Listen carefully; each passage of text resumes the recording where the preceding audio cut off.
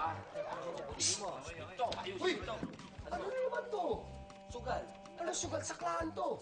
Wala namang patay. Ano ka ba? Masyado ka na. Paano kita kukonsentin ito? Mamen! Hindi tama to, Macario. Oo, huwag mo akong kusintin. Alam ko mahina ang dibdib mo. Alam ko hindi mo kaya itong ginagawa ko eh. Sus Mariosip na masyong, hirap siya. Mamen!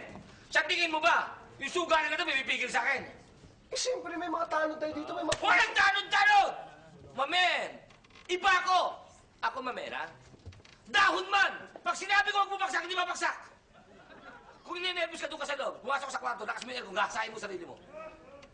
Sinasabi ko sa'yo, madidisgrasya ka dito. Lusot ka rito, Mamen. Lusot ka rito. Puro ka biro, puro ka tapang. Wala ka naman tapang eh. Sige na! Lusot ka rito. Sige na, pasok na. Teka. Ay, Mr. Bidoy. Tuloy nyo lang. Morning, Jim. Tuloy lang yan. Mga kasama, sa homeowners, mga kapitbahay. Magandang araw sa inyo lahat.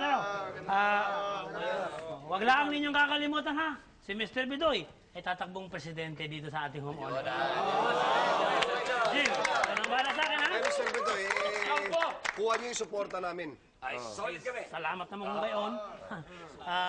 Siya nga pala, mayroon pa akong isang announcement sa inyo. Bago maganap ang eleksyon ng homeowners, ako ay ikakasal din sa akin si Eva Babes.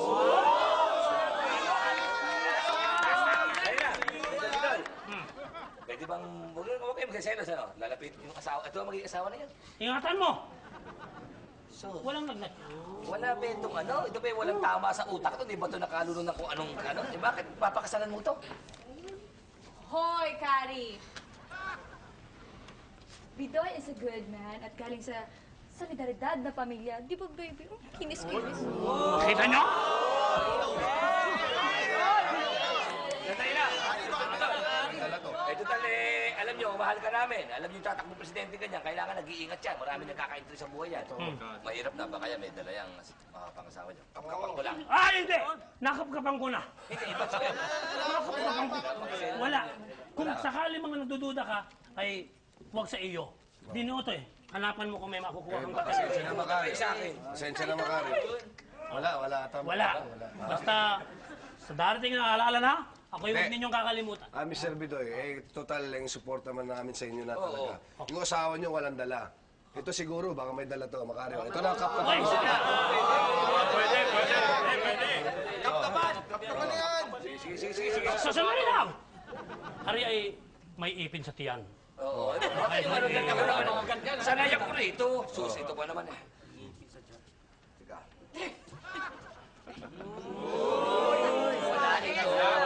Ano ba yung ginagawa mo naman? Hindi, sinapkapan ko. Tinuhog ko na, kinakapkapan ko na. Sabi mo ikaw, parang lumalangoy na ikaw eh. Ay, ikaw naman, masyado naman ako yung sino. Siya, Mr. Bidoy, papasok na muna ako. Yung sinasabi ko sa'yo, mali. Sige na, pumasok ka na. Sige, salamat sa inyo mga kalugan ko ha. Salamat sa inyo. Sige na, ha? Sige na. Gusto yung bastos. Ikaw, Sam, bakit? Wala kasi akong linya eh. Bakit pinapasok? Hindi ko alam. Sa bastos. Sandali lang! Ano naman niya, Bakari? Bakit na mauliin yung ganyan? Normal naman niya pag may patay, ah. Bakit? May patay ba? May meron! Wala nakaburol. Ha? Wala. Wala mo pa tayo, Makari. Hindi naman dyan yung patay nasa Project 8, eh. Saan ba na? Tsaka mga meron na kaya dyan. Tigil mo na yan!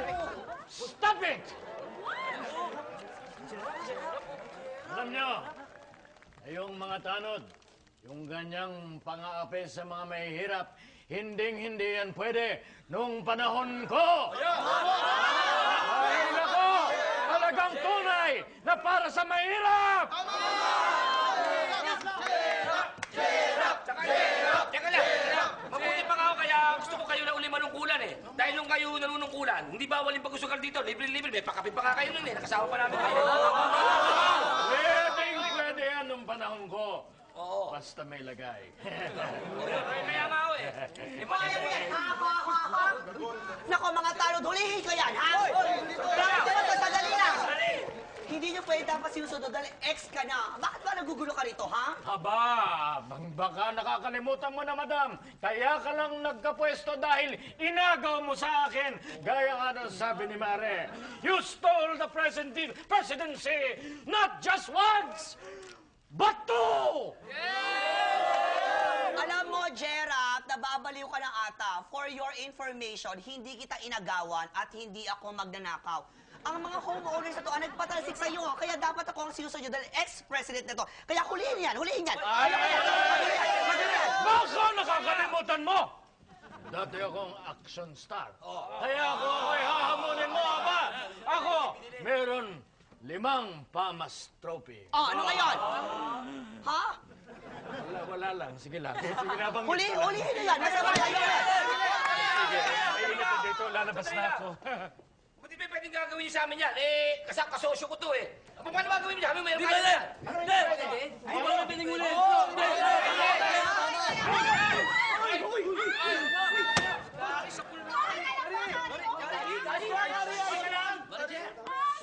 Okay naman pala eh. Okay naman pala.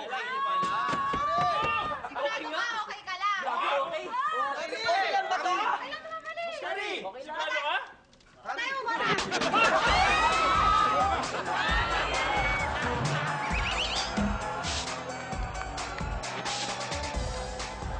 Agay. Dahan naman eh. Masisira yung mukha ko eh. Yan ang sinasabi ko sa'yo. Ha? Nakita mo na nakuha mo, ha? Sabi ko sa'yo, bawal ang pagsasakla, lalo na kung walang patay. Bawal, Macario, bawal. Mamen, lumakit lang naman ako para magkaroon ako ng konting kita. Eh, ang hirap naman sa'yo, tinanggal mo ako bilang ahente ng punerarya. Ang pinalit mo yung 3 ngokong. Kung pinakukuha pa silang patay, hindi ba nalulugi yung punerarya natin? Oy, Kari, masama pa ba loob mo sa ginawa ni Jim? Eh, buti nga walang ka ng responsibilidad. Nawalan ako ng kita, lumiit ang kita ko. Nawalan ako ng trabaho eh. Ay, nako, Kari. Tumigil ka na sa hindi magandang gawain mo yan. Tigilan mo na yung racket na yan. Hindi maganda. Ako na bala. Titigil lang ako, Nanay Candy. Diyan sa pagpapalaro ng sakla na yan. Pag tumigil yung mga iba nagpapalaro, yung mga tauhan ni Tita Glo, yun, titigil ako. Eh, ang hirap pagkaka ng Tita Glo, yung mga tauhan ni Tita Glo nagpapalaro, hindi nire-raid. Ako nire-raid ako. Huwag mag-alala, matatapos na yung term nun, di ba? Si Tita Glo, hindi na siya president. Tapos na. Eh, paano kung manalo ulit yun? Yun na nga, kaya nga sinasabi ko sa inyo, mahal, ha? Si Mr. Bidoy na yung boboto natin. Siya ang tatakbo bilang presidente dito sa Homeowners Association natin. Si Mr. Bidoy na. That's it. Mr. Bidoy. Eh, paano kung nanalo si Mr. Bidoy? Tingin niyo ba mapipigilan yung mga pag-andaran sa saklang yan? Ako feeling ko hindi. Naku. Eh, kung si ex-president pa ang manalo, baka lalo pang lumago yan. Kaya nga sinasabi ko sa inyo, hindi si Mr. Bidoy dapat ako mandidato. Iisa lang ang may karapat dapat kumandidato at manalo. Sino? Eh di si Lola Candy. Ha? Oo nga, Lola. Ay, Hoy, Nana. di ba naalala niyo ba yung dati nung siya yung naging presidente? Natigil lahat ng sakla at mga sugal-sugal. Iba ka. Yes. Nanay Candy, magandang idea. Tumakbo kayo, susuportahan namin kayo. Tumigil kayo! Tumigil kayo! Ako na sinasabi ko sa inyo, ayoko. Hindi pwedeng mangyari. Hindi! Hindi! Hindi! Nanay Candy! Nanay Candy! Nanay Candy! Mga kababayan ko, kapag ako ang binoto ninyo, muling uunlad ang bayan nito!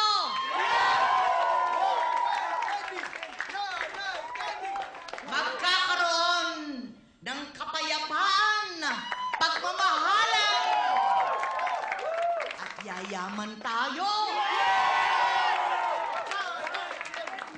This Homeowners Association will be great again!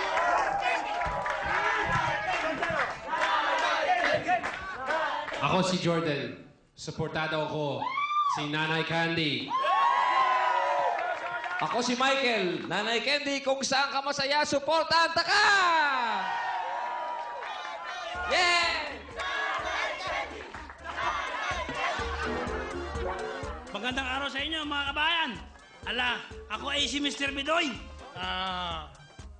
Antay lang at may ako'y papakilala sa inyo. Parinig na, parinig.